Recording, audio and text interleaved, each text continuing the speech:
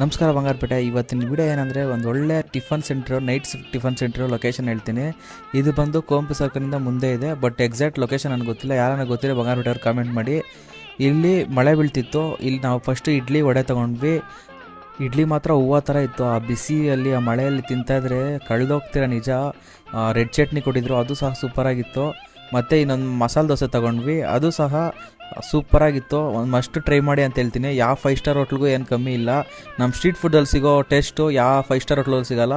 ನಮ್ಮ ಬಂಗಾರಪೇಟೆ ಯಾರನ್ನ ವಿಡಿಯೋ ನೋಡ್ತಾ ಇದ್ರೆ ನಮ್ಮ ಪೇಜ್ನ ಫಾಲೋ ಮಾಡಿ. ಮತ್ತು ನಾವು ಹಂಗೆ ಗಾಡಿ ಎತ್ಕೊಂಡು ನಾವು ಬಂದಿದ್ದು ಬೀಡ ತಿನ್ನೋಣ ಅಂತ.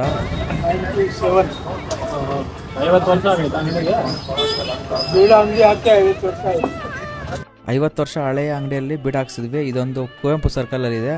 ಈ ಅಂಗಡಿ ಯಾರು ನೋಡಿದ್ದೀರಾ ಕಾಮೆಂಟ್ ಮಾಡಿ. ಈ ವಿಡಿಯೋ ನಾನು ಇಷ್ಟ ಆದರೆ ನಿಮ್ಮ ಬಂಗಾರಪೇಟೆ ಫ್ರೆಂಡ್ಗೆ ಶೇರ್ ಮಾಡಿ.